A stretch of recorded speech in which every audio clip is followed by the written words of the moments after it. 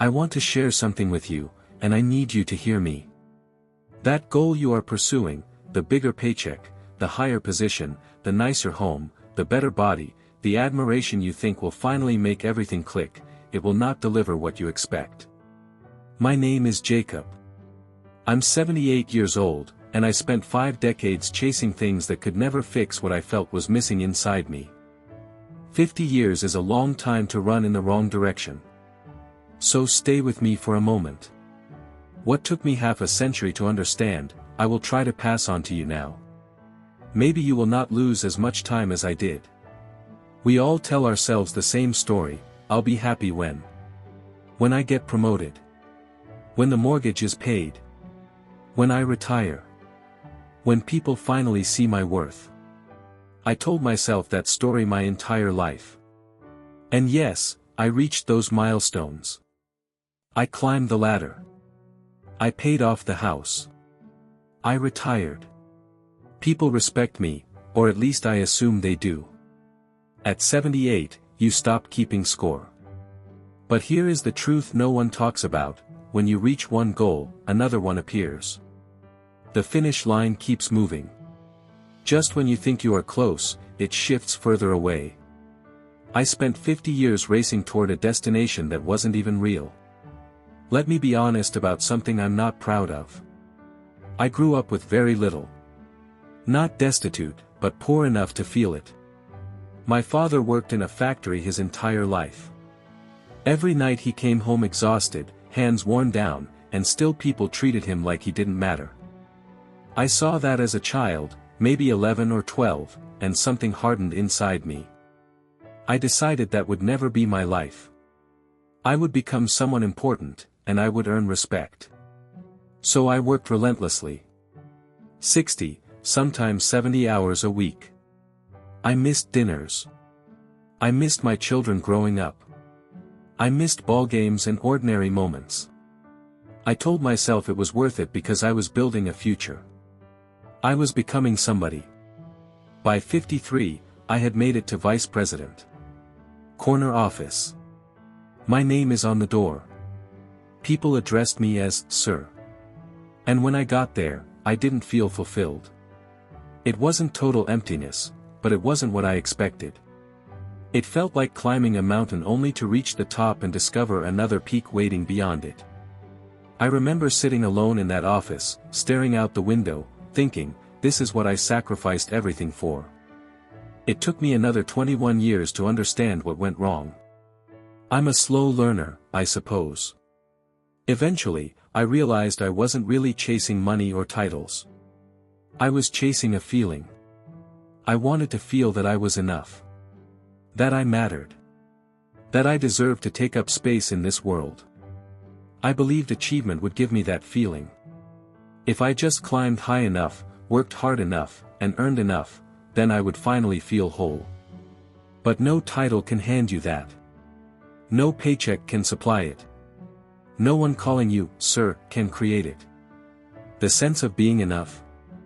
That was something I could have chosen at any time. I didn't need permission. I didn't need proof.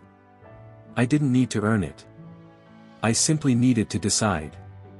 To decide that I was worthy. That my existence had value. That I was enough exactly as I was. I could have made that choice at 26. Instead, I made it at 74. That's 50 years spent trying to earn something that had been mine all along. The same pattern showed up in my marriage. Different circumstances, same misunderstanding. I believed that if I earned enough and supplied everything, house, cars, comfort, my wife would be satisfied. I thought that was my role as a husband, to provide. So I threw myself into it completely. I worked relentlessly to make sure we had everything money could buy. But what she truly wanted wasn't material comfort, it was me. She wanted my attention, my presence, and my engagement. Instead, I was always working, thinking about work, or too drained to truly connect. I was physically at home, but emotionally somewhere else. We nearly separated when I was about 50.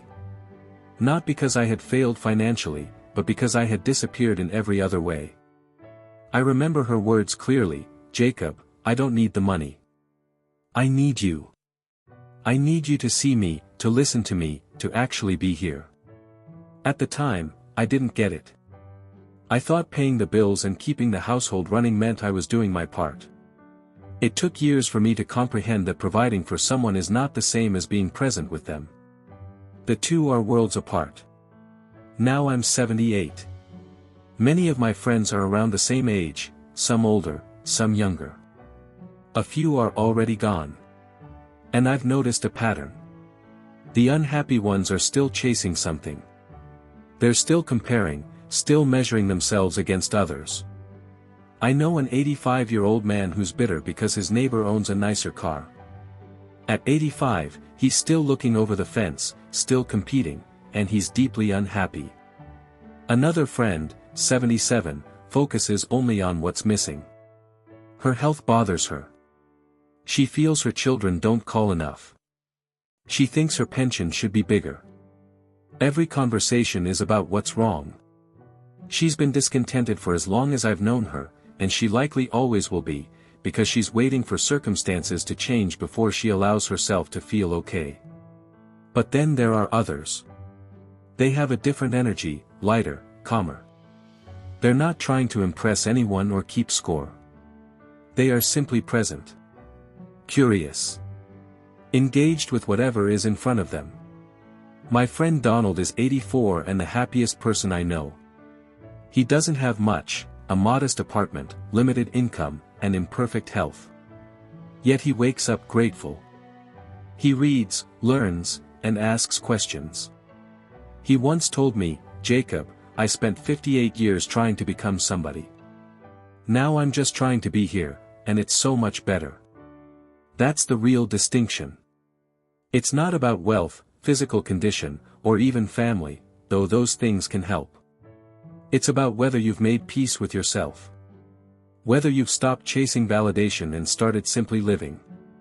True freedom isn't having a fortune. I know wealthy people who are prisoners of their own worries, unable to relax or enjoy anything. Real freedom is when the things that used to upset you lose their power. When criticism slides off you without sticking. When you don't need universal approval. When you can look in the mirror, see your aging reflection, and honestly say, "This is me, and I'm alright with that." Freedom is not depending on the outside world to feel steady inside.